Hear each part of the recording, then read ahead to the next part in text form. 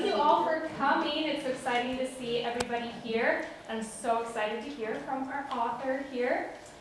So as you know, you're here to hear from Mindy Mejia.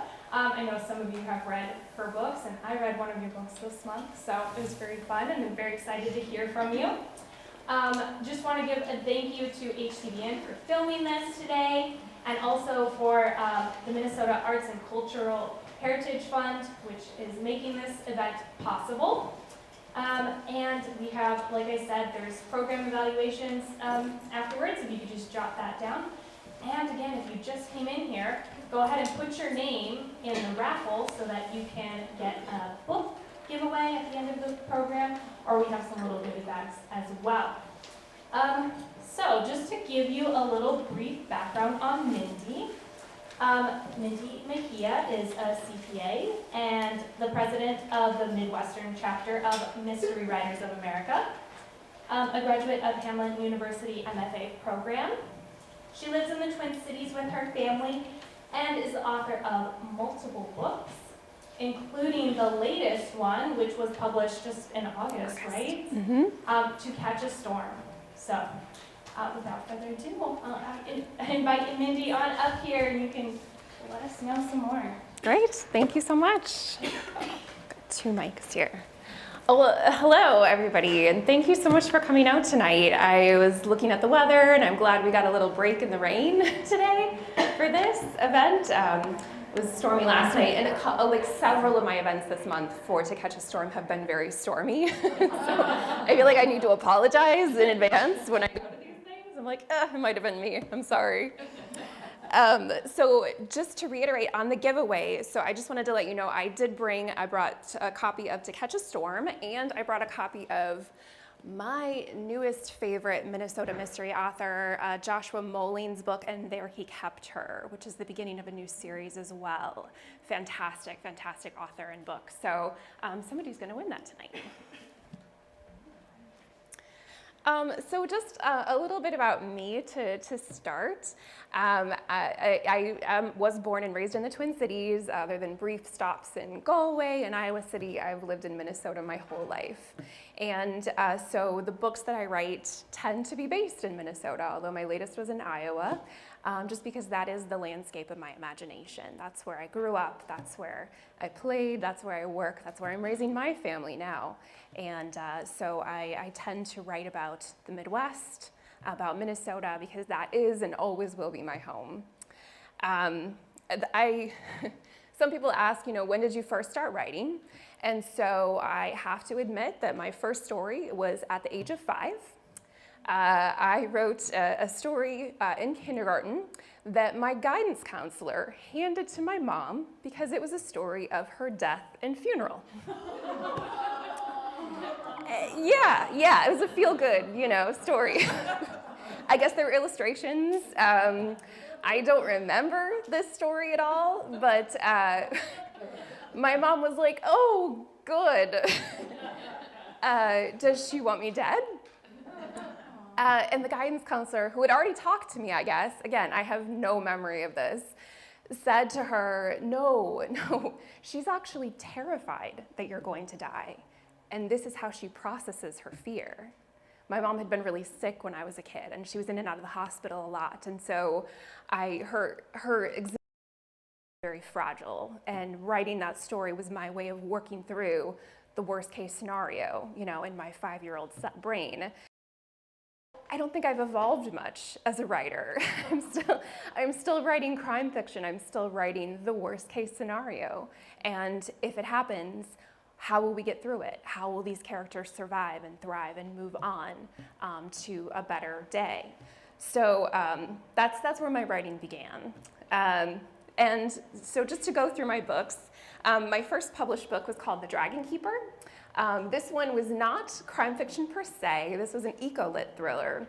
It is about a Komodo dragon's virgin birth at the zoo, and the zookeeper who fights to save her beloved animal from the consequences of its own miracle. So I like to call this book a love story. That only came back to bite me once when someone asked if it was a carnal love story. like between the dragon and the woman. I was like, no, no, just an emotional love story. So that was my first book. And then I took a quick turn into crime fiction, and I've been there ever since. This book was my second, Everything You Want Me to Be. This one was my breakout book. This was published in over 20 languages around the world. We sold movie rights on this. It is about a teenage girl named Hattie Hoffman who is found stabbed to death on the opening night of her senior play in her spring senior play. So also a really feel-good story. But this one was kind of the first crime fiction novel that I wrote, and I really, really love the genre, so I've been there ever since. My book after that was called Leave No Trace. This one is about a father and son who go camping in the Boundary Waters and disappear. 10 years later, the son emerges. He is violent, uncommunicative, and he's taken to a mental health facility where the speech therapist in charge of him has to try to find out what happened to him and where he's been for the last 10 years. So that is Leave No Trace.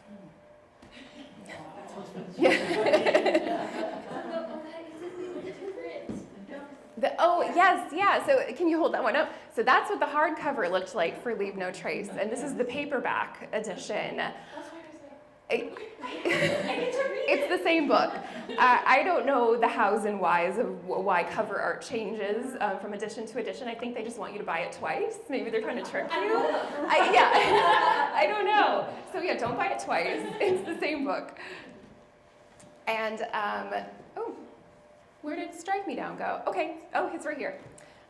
Strike Me Down, my fourth book. This came out in April of 2020.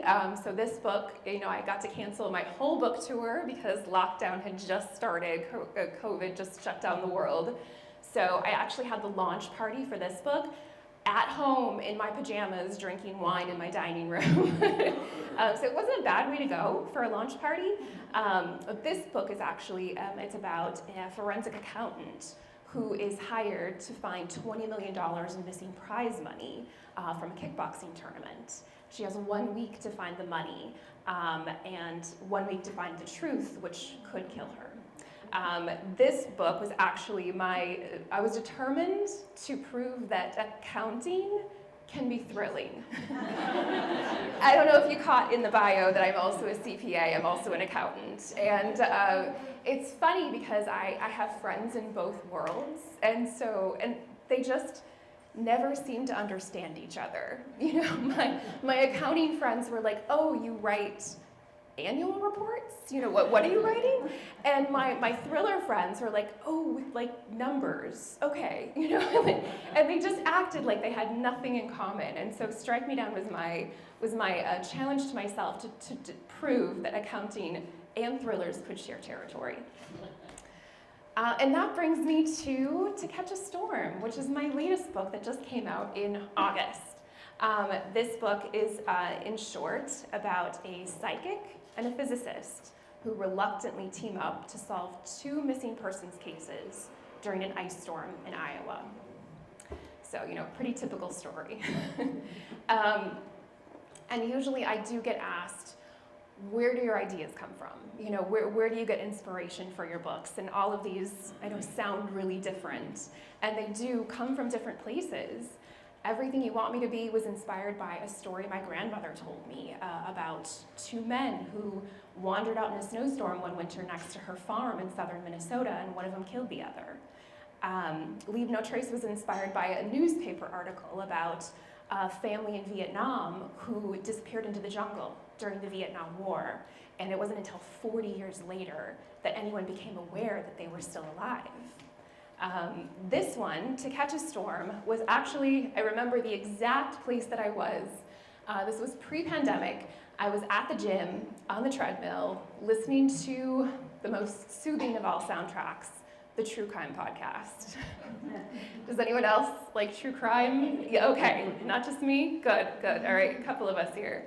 I don't know what it is about, missing body parts and, people who think they see mannequins in fields. Spoiler alert, it's never a mannequin. Okay? If you think you see a mannequin in a field, call 911. This particular episode was about psychic detectives, so people who solve crimes using information that they receive beyond the five senses. And I'd written about all sorts of different investigators at that point, a forensic accountant, a speech therapist, a small-town sheriff, and the idea of a psychic who could solve crimes was really compelling to me. And I didn't think it was going to be a book. My ideas usually have to percolate for a while in the back of my head before I know that they have enough legs to carry a story. But I thought about it, and the skeptic in me was like, psychics. I'm not a huge believer in psychics. I tend to think most of them are con artists. But the cases in this podcast were very compelling. In one in particular, a 4-year-old girl had gone missing in New York City in 1961. And the investigators who were trying to find her consulted a psychic who was in the Netherlands at the time. This was only a few days later, and no news of this story had crossed the Atlantic. He had no information about this case at all, and was able, after talking to the detectives, to not only point them to, tragically, the location of her body, but also to the killer, who was completely unlike the profile that they had been pursuing. And that just made me stop and think, wow, how did that happen? How did he know that? With absolutely no information about the case, no information about these people. I have had one psychic experience in my life, which, if you'll indulge me, I'll tell you about. I was in my early 20s, and I had a dream one night. And most of my dreams, like a lot of writers, are kind of just bonkers funhouse rides. We go from place to place and character to character, and nothing resolves, and it's just wild. But this dream was very different. It was me in a dark room holding a baby. That's it. For the whole night. Hours and hours and hours. It was just me holding this baby who was wriggling. This kid just wouldn't sit still. He was all over the place and kept trying to fall. And I kept catching him at the last minute, and I was just terrified that he was going to fall. And so I finally, at the very end of the night, after doing this for literal hours, got him up on my chest, propped up, and he looked up at me and he just grinned. He'd been doing it on purpose the whole time. This was a game we were playing that I didn't know about. And I was like, you little shit. I woke up and immediately knew I was going to meet this boy. I didn't know how. Like I said, I was in my early 20s at the time. I was not married. I was in no place to have a child. So I took a panic pregnancy test. I was like, okay, no, not my baby. And then I was asking my friends, are you pregnant? Are you, is anybody? Nobody was pregnant. So I was like, where is this kid coming from? And I kind of left it alone for a few weeks. And then my older sister came home from Texas and announced that she was expecting her first child. And I said, it's a boy. Oh. And she was like, yeah, no, we don't know that yet. We're not at that stage yet. I was like, no, you don't understand. I've met him already. I was like, it's a boy. And I can tell you, he's just mischievous. Watch out for him. And she just kind of laughed it off, didn't have much to say about it. But 6 months later, my sister gave birth to a baby boy on September 11th, 2001. So what a day when so many thousands of people fell. This baby who I had dreamed about falling was born. And it was the eeriest thing I've ever experienced. And I don't expect to have an experience like that again. When the universe hands you something like that, you don't ask for seconds. But it did happen, and I remember it so clearly 20 years later. So it was with that kind of mindset, that sort of skeptical but open mindset, that I brought to this psychic detective character. So Jonah Kendrick is the psychic in To Catch a Storm, and he dreams of lost people and then wakes to find them. Thinking about writing a psychic, someone who can know the thoughts and emotions of the people around him, on the surface it kind of feels like a superpower, right? But the more I got to know Jonah, the more I wrote Jonah, the more I realized it's really a disability for him.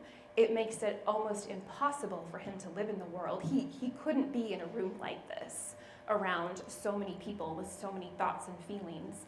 So when we meet him in the book, he's wearing noise-canceling headphones, he's listening to ambient music, he's trying to block out as much as he can of everything around him just to do what he has to do, just to survive.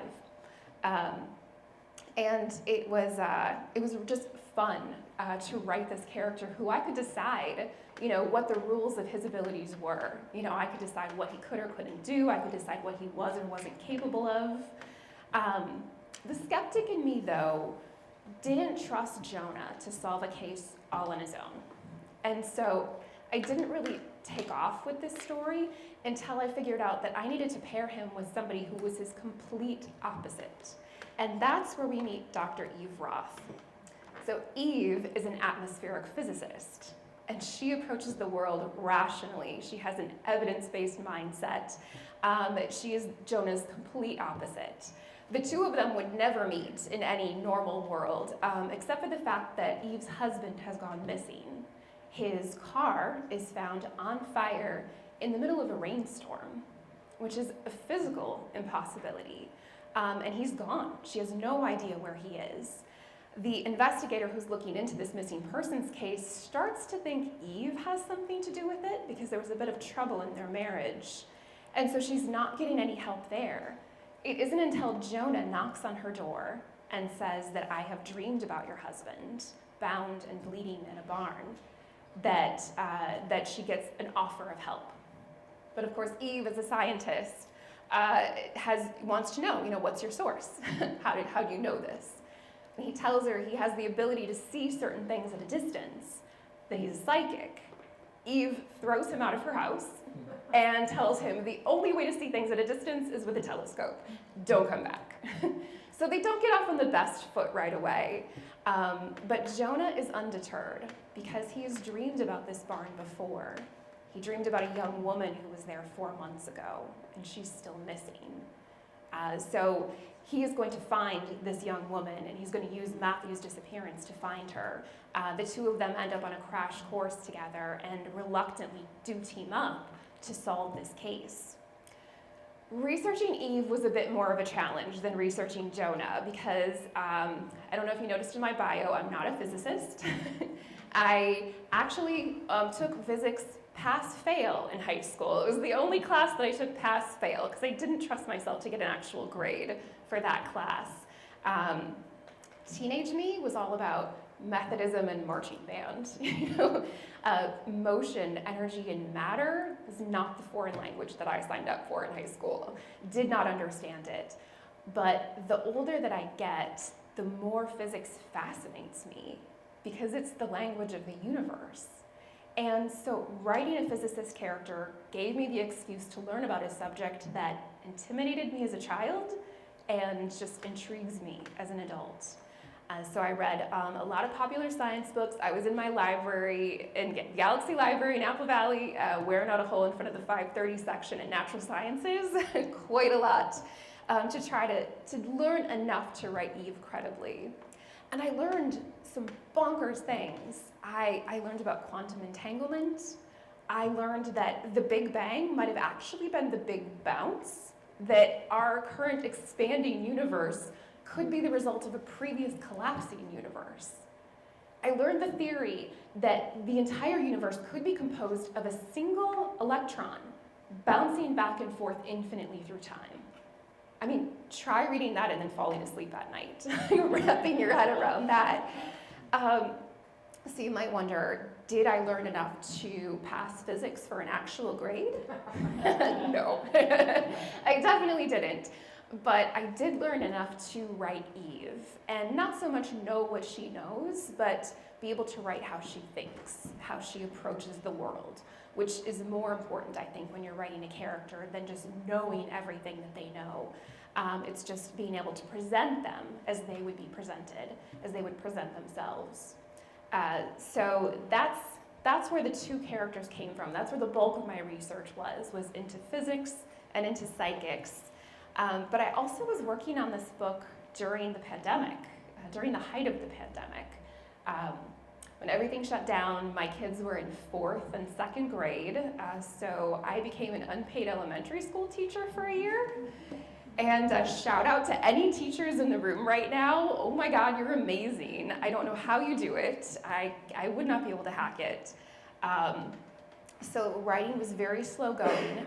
I wrote in my car a lot because my home office was unusable with kids running around and screaming all day. And there were no coffee shops open, the libraries were open to go to. So I spent a lot of nights in like parking lots in my car, probably getting called, by people who live nearby. Like, there's a really weird woman who hasn't moved in a while. So a lot of this book did come in strange places. And what was interesting too about writing this during the pandemic is that I thought about these characters in a way that I have never thought about any previous characters. Because in the last couple of years, the question of how and why, how we get information, how we evaluate that information, and what we decide we're going to accept as true information became a really interesting question, right? Who we're going to believe, who we're going to respect as authorities.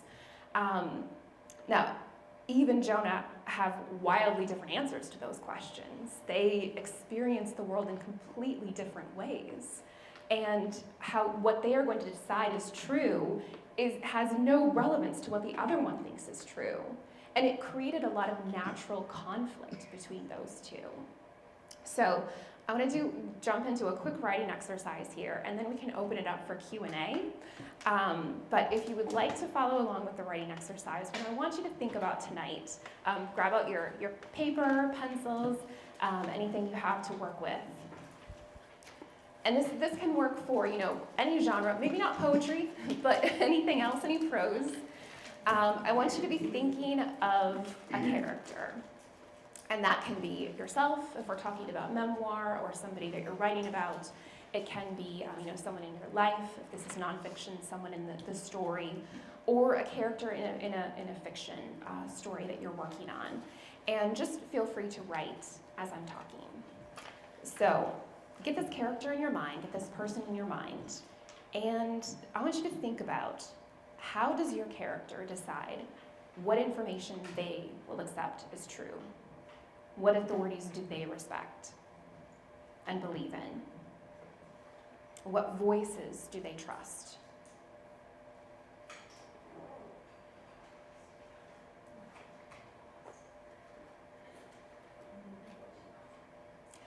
And on the other side of that, who or what are they naturally suspicious of?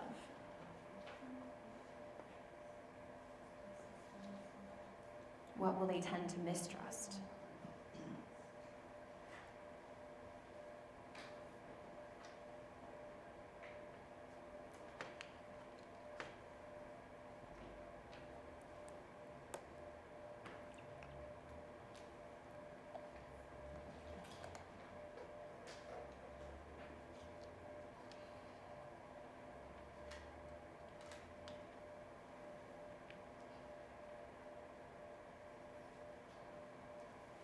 And as you're thinking about what voices they trust, what voices they don't trust, how does that put them in conflict with the other characters in the story, with the other people in their life, or with the elements of their world?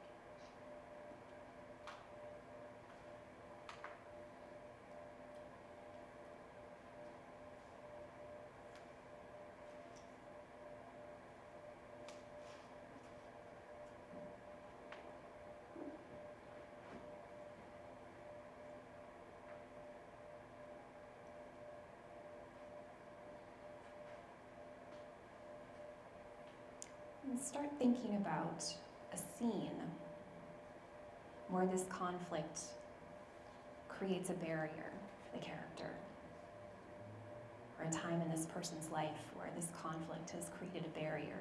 How does it keep them from reaching their goals, whether short-term scene goals or larger character arcs?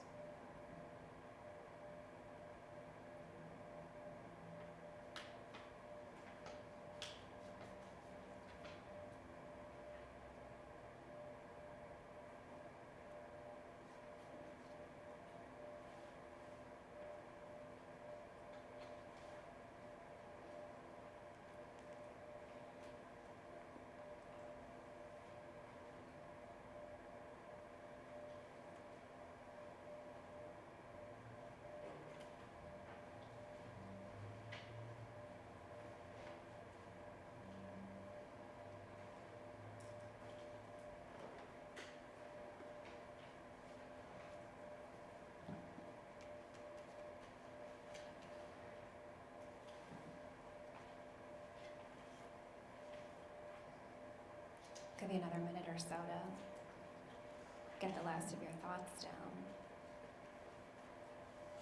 That's what we're always driving towards as a writer, is that conflict. That's what makes a scene. When everyone's happy, the book's done. At least my brand of books.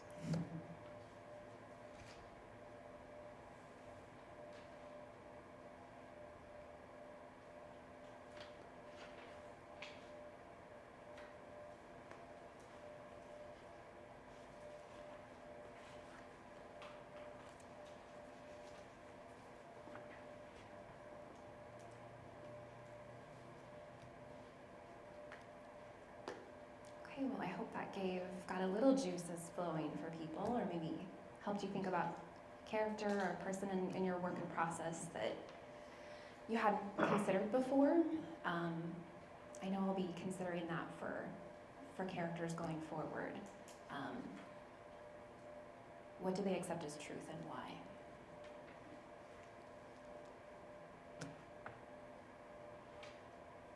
Okay.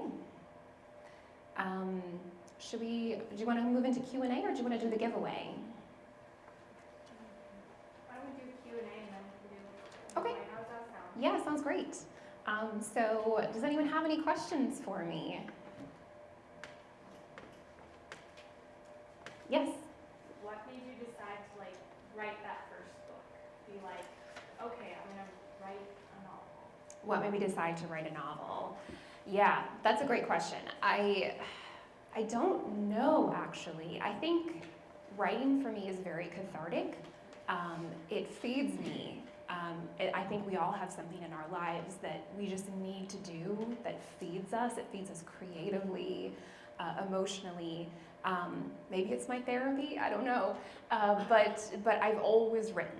And so it's always been something I need. And if I don't write for a while, I get grouchy. I get a little crabby. So I do need to be working, to be writing something.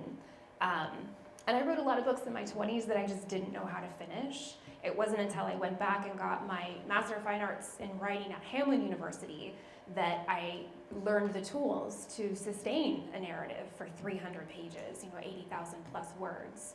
And it had always been, because I just always wrote, it had always been a goal of mine to write a book that I was proud of. And now I've written 5. Yes? Can you talk about the publishing part of it, when you first brought your first manuscript or whatever to the publisher? What happened then? How long did it take? That kind of process. Yes, yeah. What does the publishing process look like? So it's a very tedious, drawn-out process, a rejection-filled process. I will say that if you are traditionally published, which I am, there's multiple routes to publishing now. If you want to self-publish, there's a lot of great avenues to do that. I knew that I didn't have the capacity for that. I was not a designer. I couldn't do cover art or marketing or all the things that the publisher can do to make words into this. And so I knew I wanted to be traditionally published. And when you do, there's a very set path. So the first thing you want to do is get a literary agent, someone who can represent you to the publishers. The big four publishers in New York will not look at any manuscripts that are unagented, so you have to have an agent first. There are some small presses that will. My first book, actually, The Dragon Keeper, I didn't have my agent yet then. So I tried to get an agent with that book, and what you do is you send a query letter. And it's a very formulaic letter. It's got a little bit about you, a little bit about the book, and like any other like accolades or things you think might make you stand out, you know, in that third paragraph. And you send it off. My mentor at Hamlin told me that if I hadn't queried at least 50 agents, I hadn't even tried. Don't come crying to her. And she sends up that to 100. If you haven't queried at least 100 agents, you haven't even tried. That's just how rejection-filled the process is.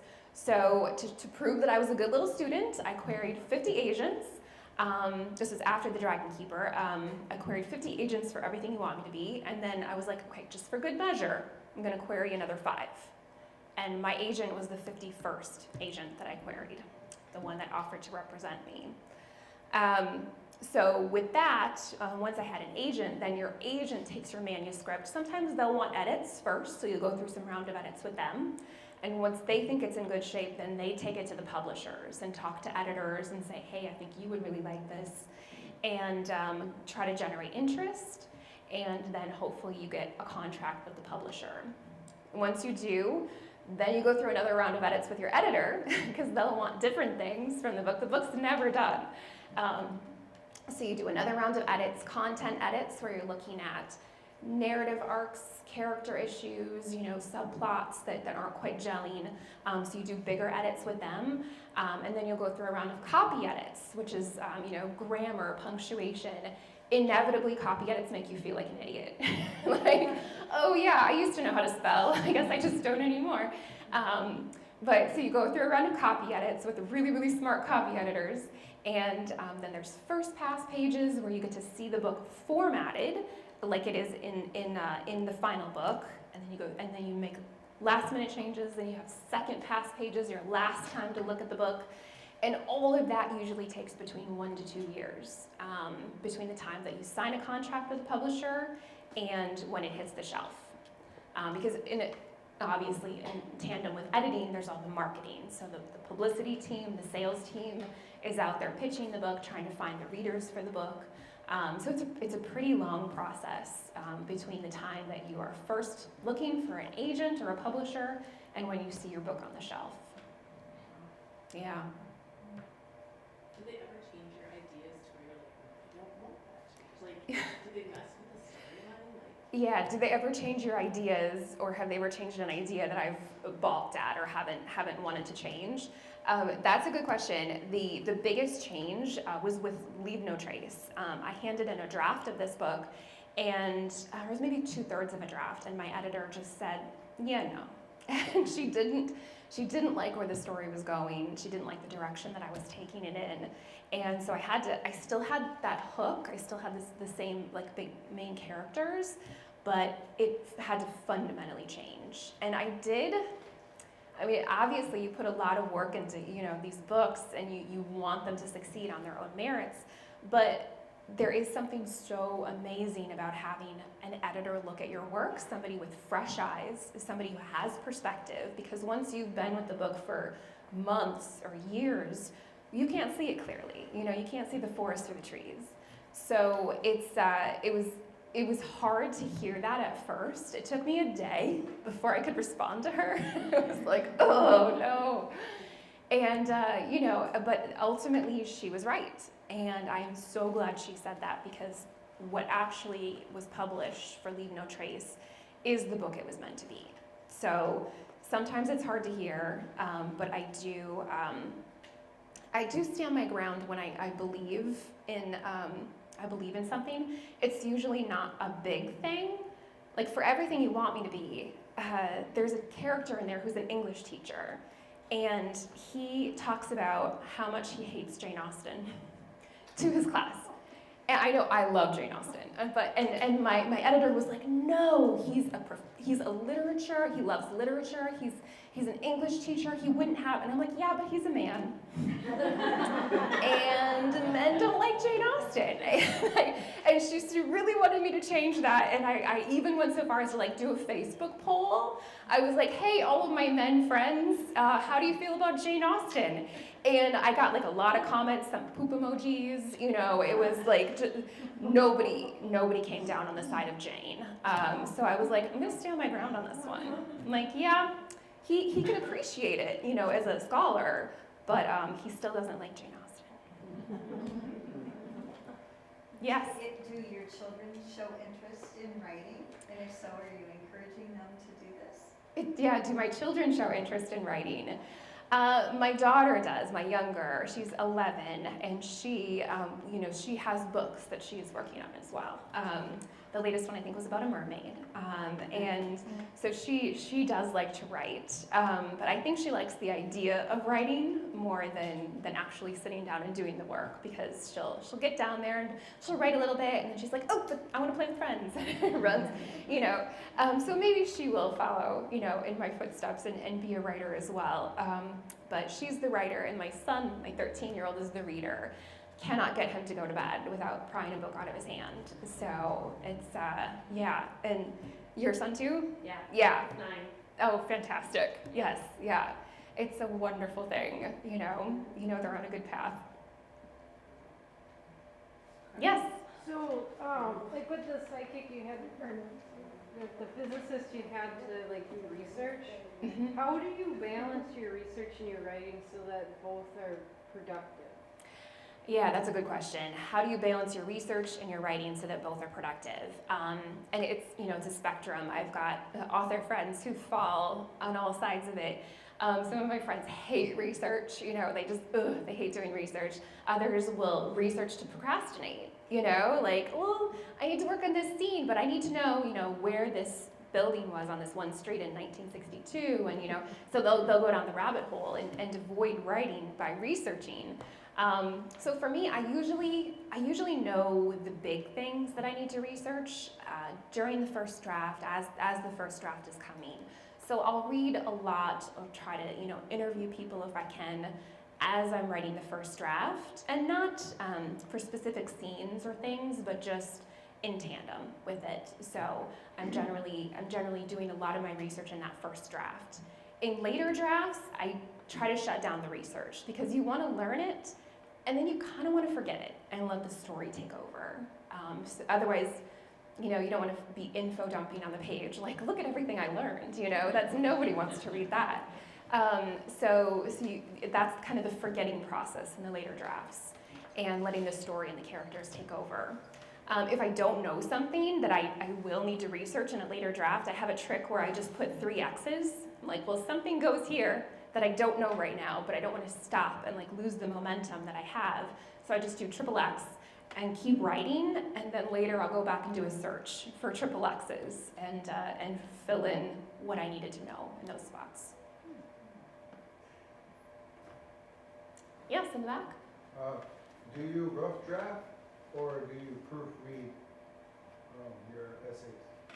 Yeah, do I do a rough draft or a proofread? I do multiple drafts, yeah, for each book. There's 2 camps of writers in general, if you're a prose writer. There's the plotters and the pantsers. The plotters plot. They write an outline first, and they know chapter 1, chapter 2, act 1, act 2, act 3, everything that's going to happen before they sit down to write the book.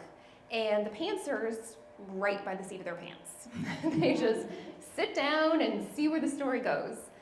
I am a pantser. I'm a failed plotter. I've tried to plot. It doesn't work. My characters just do their own thing when I write. So I do write a very rough first draft, which is it's kind of an exploratory draft of the world, figure out what I want to say, what the book is really about beyond the hook. And then I have to go back and clean it up, obviously, since it's kind of a messy process. So that's it. Do you ever get sick of rereading or re-going through your story plot? Yeah, do I ever get sick of rereading or re-going through? It can be hard, especially on those last edits, those last past pages that you're doing with the editor, just because I know the story so well at that point that it's almost impossible not to skim, you know, and then you're not going to catch the things you need to catch, you know, and I'm like, oh, I know what happens here, you know. So a friend of mine actually has the story read, like by a robot or, you know, Siri or something. She'll have it read to her so that she can listen to it, and then which is good. It can also be painful, you know. So that's a method. I sometimes will read aloud, you know, just so I know I'm not skipping or skimming, so I can actually hear it. And that helps, I think, experiencing it in a different way helps you slow down and actually see the book again. But yeah, it can get tedious at the end when it's like, oh, this is my 10th time through this book.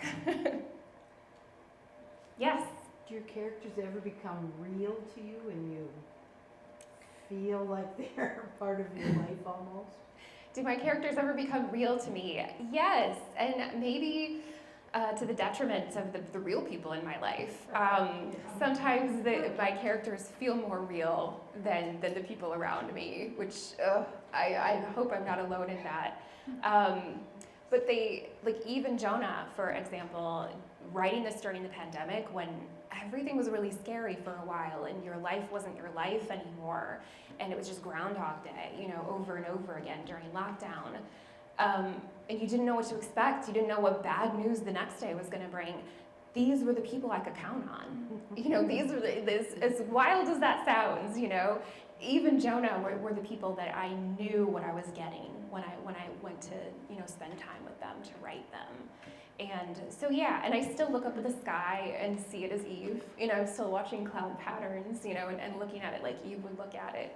So yeah, they do feel very real to me. I know that's delusional, but I get paid for my delusions, so I'm okay with it. Yes? Off of that, then, do you have a favorite character that you've written? Do I have a favorite character that I've written? That is so hard. It's like picking a favorite kid, you know? I mean, maybe you have one, but you don't want to admit it. I do tend to have a favorite character in each book. So in To Catch a Storm, I think my favorite character was Earl. Earl, if you haven't read it, he is Matthew's father, so Eve's father-in-law. He had a stroke a few years ago and is in a wheelchair, and he lives with them. And so Eve and Earl together are trying to find out what happened to Matthew.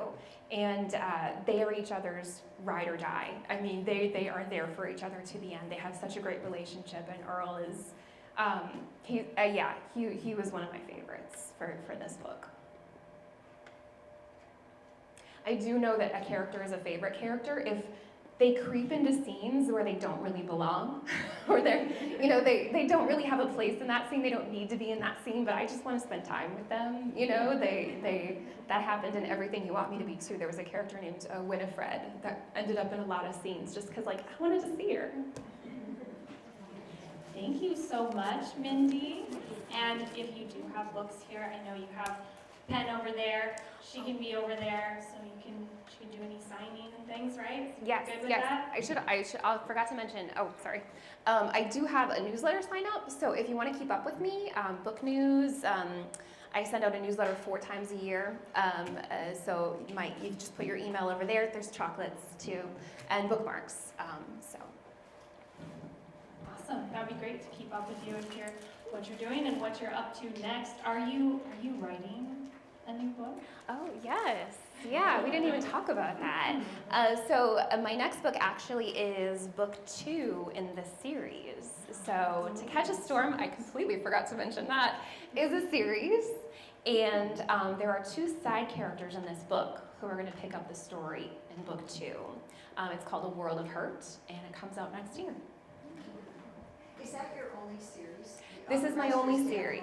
Yes, all the other books are standalones. Mm-hmm. So will there be just 2 in that, or are you not sure? I'm working on the 3rd right now, thinking about the 3rd. Yeah. Okay. Very nice. I know we could say that's your only series so far. You So know. far, yeah. Who knows? To date. Who knows? So sign up for the newsletter so you'll know. But thank you so much for coming. Thank you guys for coming. Again, if you get a chance to just fill out a program evaluation form, that helps us make more events like this happen and maybe get Mindy back here again when your next book comes out, things like that. And then for anyone who's wondering, for our Writers Book Club, which was one of the groups that helped bring this together too, for next month's book theme, I have some of these papers over there. So it's going to be, our theme is to read an author's first book. So, I mean, you could pick Mindy, Mejia's, which one's your first one? The Dragon Keeper. You could do that, and that could be your book for the month. But thank you so much, and thank you again for HCVN, and I hope you guys have a good night. Yes, thank you.